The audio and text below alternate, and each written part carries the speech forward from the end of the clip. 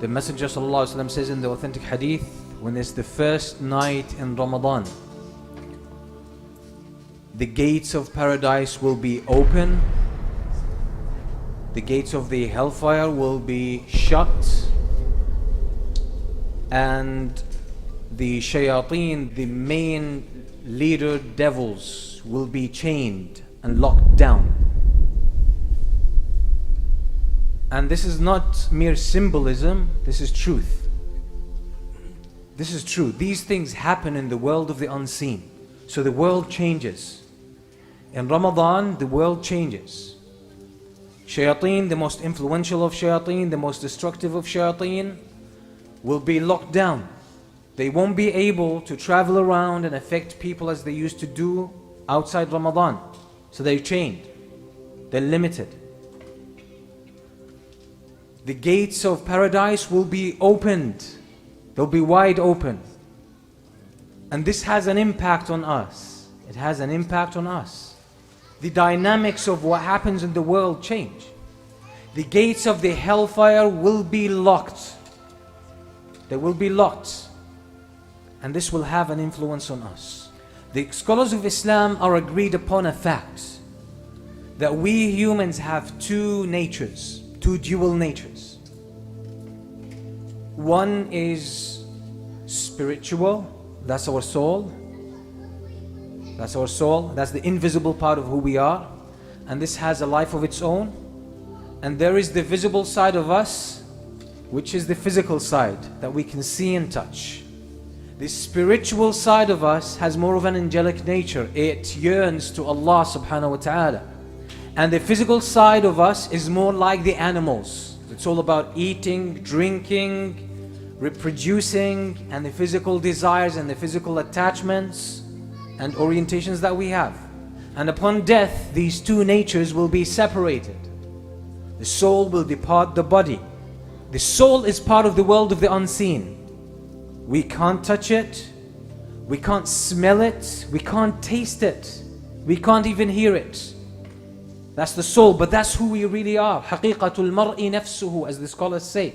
The reality of a human being, the essence of a human being is his soul. Because when the soul departs the body turns into a corpse, turns into pieces of flesh and bones that will decompose. It has no life of its own. So the spiritual nature of us is part of the unseen. It feels things that happen in the world of the unseen. So when the gates of paradise are open, this impacts our spiritual nature. This impacts our spiritual nature. When the gates of the hellfire are locked, this impacts our spiritual nature. Some part of us feels that. The Prophet ﷺ says in the authentic hadith, which is in a Sahih, ما جلس قوم في بيت من بيوت الله يتلون كتاب الله ويتدارسونه بينهم إلا نزلت عليهم السكينة وحفتهم الملائكة وذكرهم الله في من عنده. Any group of people who gather together in a masjid, in one of the houses of Allah, they recite the book of Allah, the words of Allah, and they study it. Except that serenity, peace and tranquility will descend upon them. And the angels will rub shoulders with them. Angels will be among them, around them, rubbing shoulders with them. And Allah would mention them to the highest ranking angels.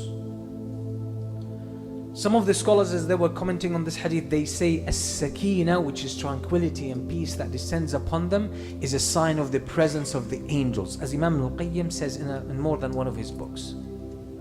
He says as-sakina comes with the angels. This peace and tranquility and serenity that you feel sometimes when you're reciting Quran or reading Quran or listening to a lecture or attending a halaqah or praying behind an imam or doing something good. This sakina shows the angels are around. It marks the presence of the angels. You don't figure this out with your brain. You don't feel the angels physically. You don't touch them. You don't smell them. You can't see them and you can't hear them. So which part of you figures them out? that feels this sakeen and this peace and serenity and tranquility. Which part of you is the spiritual side of you? So since we feel our souls feel the presence of the angels, don't you think the soul feels that the gates of paradise are open? The gates of the hellfire are locked, the shayateen are locked down?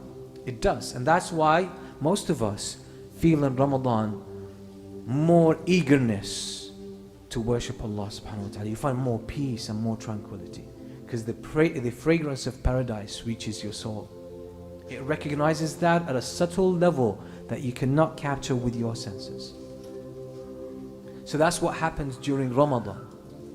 This is what happens. This is why Ramadan is a special time.